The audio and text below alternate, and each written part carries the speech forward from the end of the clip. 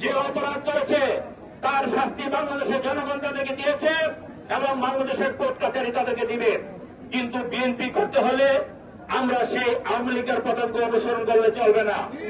আওয়ামী লীগ খারাপ কাজ করেছে, আমরা ভালো কাজ করে জনগণের পাশে থেকে আওয়ামী লীগের ওই খারাপ কাজে প্রতিহত করে আওয়ামী লীগের এই সমস্ত খারাপ কাজের বদলা আমরা নিব। বন্ধুরা আমার, ভালো কাজ করেও সমাজে আলোচিত বরণীয় হওয়া যায়, আমরা সেই ভালো কাজের পক্ষে। আমাদের নেত্রী দেশনেত্রী বেগম খালেদা জিয়া বলেছেন, তারেক রহমান বলেছেন, আমাদের অনেক শহীদদের রক্তের বিনিময়ে অর্জিত যে গণতন্ত্র, অর্জিত যে ভোটাধিকার, অল্প সময়ের মধ্যে আমরা তার প্রতিফলন দেখতে পাবো ইনশাআল্লাহ। আমরা মনে করেছিলাম এই দেশে 17 বছর ভোটাধিকারের জন্য, গণতন্ত্রের জন্য মানুষ জীবন দিয়েছে, রক্ত দিয়েছে, ছাত্র জনতা যুদ্ধ করেছে। আমরা অল্প সময়ের মধ্যে একটি নির্বাচন আশা করেছিলাম, কিন্তু একটি কুচক্রী মহল আমরা দেখেছি যাদের কোন ভোটের মাধ্যমে ক্ষমতায় যাওয়ার সম্ভাবনা নাই, তারা বারবার এই নির্বাচন নিয়ে টালবাহানা করছে।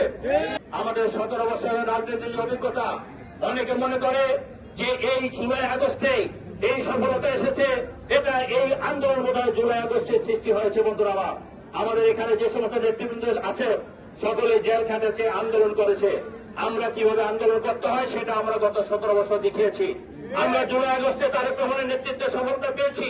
আমি নিজে বেশ কয়েকবার জেল খেটেছি। জুলাই আগস্টে যখন আন্দোলন শুরু হয় 16 তারিখ থেকে 16 জুলাই থেকে ওই হায়নার বাহিনীরা, খুনি হাসিনার পেটোয়া বাহিনীরা আমাদের মিছিলে গুলি করা শুরু করে। আমি 22 তারিখে গ্রেপ্তার হই এবং 5ই আগস্ট যখন স্বাধীন হয় তারপরে 6ই আগস্ট আমি জেলখানা থেকে বের হই। শুধু আমি নয়, আমাদের এখানে অনেকে বের হয়েছে। অর্থাৎ আমরা বলতে চাই, আমাদের রিমান্ডে নিয়ে তৎকালীন সেই হারুন পুলিশ অফিসার আমাদের যে নির্যাতন করেছে, নিপীড়ন করেছে, আপনারা দেখেছেন। জাতীয় টিভি, প্রতিটা টিভিতে আমার নাম বলেছে যে উত্তরের একজন সন্ত্রাসীকে ধরেছি, আপনারা সেটা শুনেছেন। আমি বলতে চাই, দলের জন্য যদি আমাকে কেউ সন্ত্রাসী বলে আমি সেটা আলিঙ্গন করব। দলের জন্য যদি আমি সেটা আলিঙ্গন করব, কিন্তু কোন অন্যায়ের কাছে মাথা নত করবো না। তারেক রহমান আমাদের দেশনেত্রী বেগম খালেদা জিয়া যে নির্দেশনা দিবে, গণতান্ত্রিক ভাবে সেই নির্দেশনা পালন করার জন্য আমাদের ক্ষুদ্র জীবন দিতে হয়। আমাদের নেতা কর্মী যারা আছে তাদের জীবনে ক্ষুদ্র জীবন দিতে হয়।